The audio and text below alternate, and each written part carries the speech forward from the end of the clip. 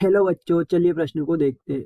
हमारा प्रश्न है, बिंदुओं 2, 3, 4 तथा 1 माइनस 2, 3 से गुजरने वाली सरल रेखा का सदिश समीकरण ज्ञात कीजिए। अब हम हमारे प्रश्न के मुख्य उदाहरण देखते हैं। यह अवधारणा।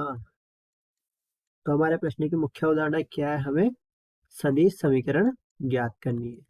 सदिश समीकरण। अब हम जानते हैं सदिश समीकरण क्या होती है।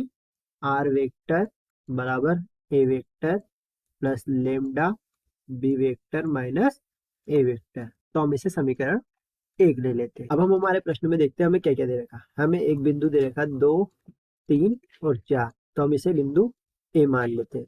इसी तरह हमें दूसरा बिंदु दे रखा बिंदु बी।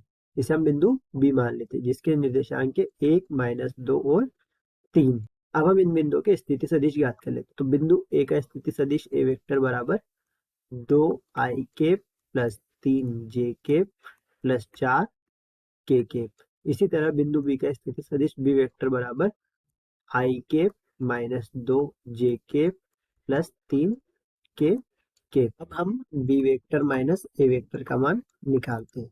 तो सर्वप्रथम बी वेक्टर का मान है i माइनस के 2j प्लस का 3k माइनस ए वेक्टर का मान है 2i प्लस का 3j प्लस का 4k। अब इस प्रकार हमें B vector minus A vector का मान प्राप्त होता है माइनस का i माइनस का 5j और माइनस का k। तो हमें इस प्रकार B vector minus A vector का मान प्राप्त हो चुका है।